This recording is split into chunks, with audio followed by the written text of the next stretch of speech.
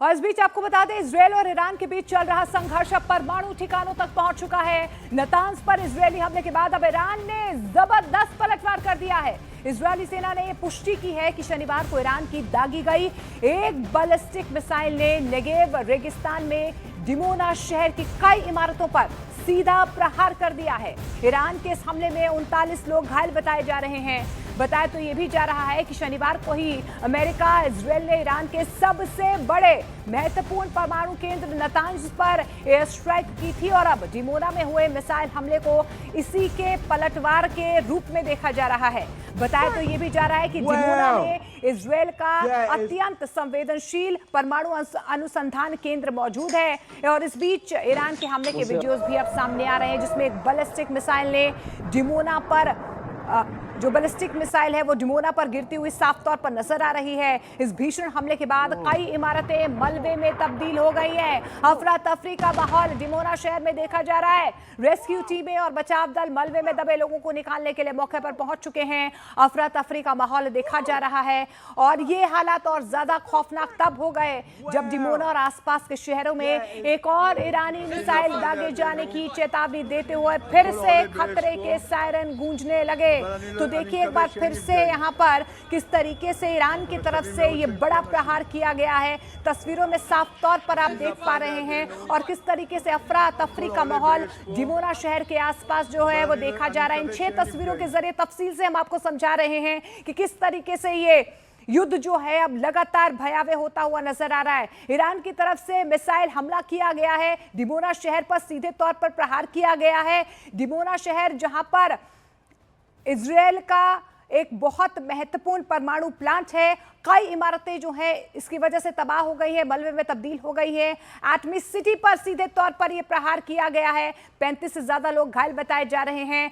हमला रोकने में नाकाम रहा है इजरायल। इजरायल ने माना है और इजरायल की तरफ से यह भी कहा जा रहा है कि इसकी जांच होगी कि इस हमले को क्यों नहीं रोका गया है। हालांकि उसके बाद भी एक और मिसाइल यहां पर दागी गई, जिसके बाद जो है लगातार सायरन की आवाजें भी वहां पर गूंजी है। लेकिन देखिए जिस वक्त ये हमला हुआ है डिमोना शहर पर, आप देखिए कि किस तरीके से बैलिस्टिक मिसाइल ने यहां पर तबाही मचा दी। उसके बाद अफरा तफरी का माहौल यहां पर देखा जा रहा है। कि देखिए सीधे तौर पर रेस्क्यू ऑपरेशन यहां पर चलाया गया है, मलबे में दबे लोगों को बाहर निकालने की कोशिश की जा रही है, लेकिन कई इमारतें ढह गई हैं क्योंकि ईरान की तरफ से अब तक का ये सबसे बड़ा और सबसे घातक प्रहार बताया जा रहा है। देखिए दोनों तरफ से लगातार जो है अब न्यूक्लियर फैसिलिटीज, इंफ्रास्ट्रक्चर को निशाना बनाया जा रहा है और ऐसे में आप देखिए ईरान की तरफ से किस तरीके से यहां पर डिमोना शहर को अब सीधे तौर पर निशाना बनाया गया है। डिमोना न्यूक्लियर प्लांट के बेहद करीब जो है एक बैलिस्टिक मिसाइल ने देखिए कि किस तरीके से तबाही यहां पर मचा दी है।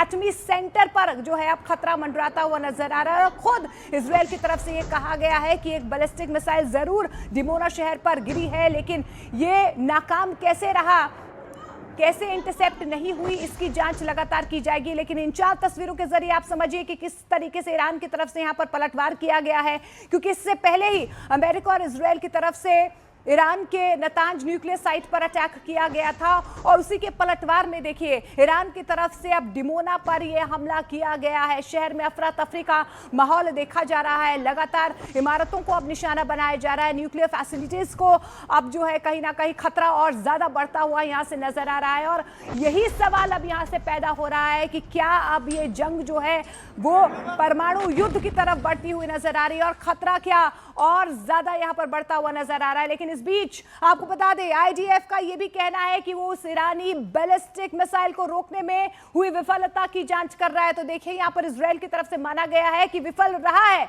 जो अटैक यहां पर किया गया ईरान की तरफ से, अब उसकी जांच की जाएगी, जिसने शनिवार शाम दक्षिणी शहर डिमोना पर हमला किया है, जिसमें दर्जनों लोग घायल हुए हैं, काफी नुकसान हुआ था। इजरायली सेना ने यह भी पुष्टि कर दी है कि हवाई रक्षा ने बैलिस्टिक मिसाइल को रोकने की कोशिश की, लेकिन अवरोधक उसे गिराने में नाकाम रहे हैं। तो इंटरसेप्ट करने की कोशिश की गई, लेकिन बावजूद इसके मिसाइल ने डिमोना शहर के आसपास तबाही मचाई है, ये इजरायल की तरफ से माना गया है। ये तस्वीरें आप साफ तौर पर देख भी सकते हैं, जो ईरानी मिसाइल की तस्वीरें जो हैं वो सामने आई हैं जब इजरायल का डिफेंस सिस्टम उसे रोकने में नाकाम रहा है। तो वहीं आपको बता दें कि तेल अवीव से हमारे साथ रिफत जो है वो जुड़ रहे हैं। रिफत, क्या ताजा स्थिति फिलहाल बनी हुई है?